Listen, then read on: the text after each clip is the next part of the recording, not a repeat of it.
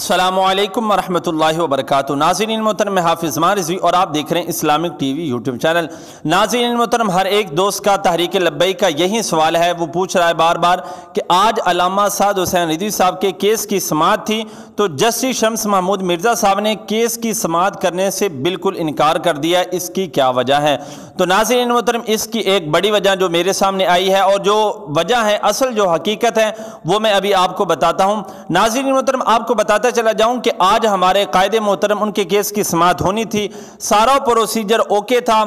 اور ہمارے جو وکلاء تھے وہ بھی عدالت کے اندر چلے گئے تھے اور جو دوسری پارٹی کے وکلاء تھے وہ بھی عدالت کے اندر چلے گئے تھے۔ اور آپ کو یہ بھی بتاتا چلا جاؤں کہ جو کورٹ تھا وہاں پر پولیس کی جو بھاری نفری تھی وہ بھی تعین کر دی تھی۔ اور جب جسٹس شمس محمود مرزا صاحب جو ہیں وہ جب آئے، انہوں نے جب ہمارا کیس ریڈ کیا، جب ہمارے کیس کو پڑھا، انہوں نے دیکھا کہ ایک طرف حکومت ہے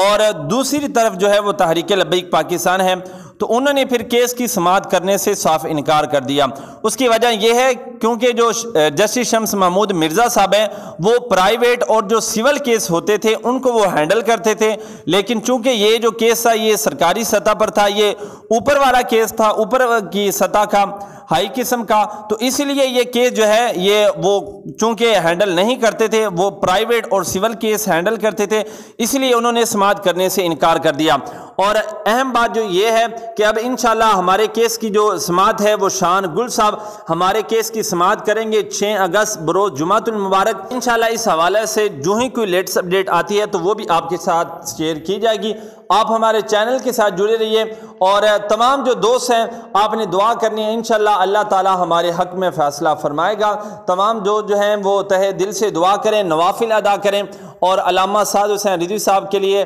سلامتی کی دعا کریں کہ اللہ تعالیٰ ان کے اندر جو استقامت کا جذبہ ہے وہ مزید بحال رکھے اللہ تعالیٰ، اور اللہ تعالیٰ ان کو صحت یابی والی لمبی عمر فرمائے اور ان کا جو سایہ ہے وہ ہمارے سروں پر تا دیر قائم و دائم فرمائے۔ ناظرین محترم، انشاءاللہ ملتے ہیں کہ نئی ویڈیو کے ساتھ، تب تک کے لیے اللہ حافظ۔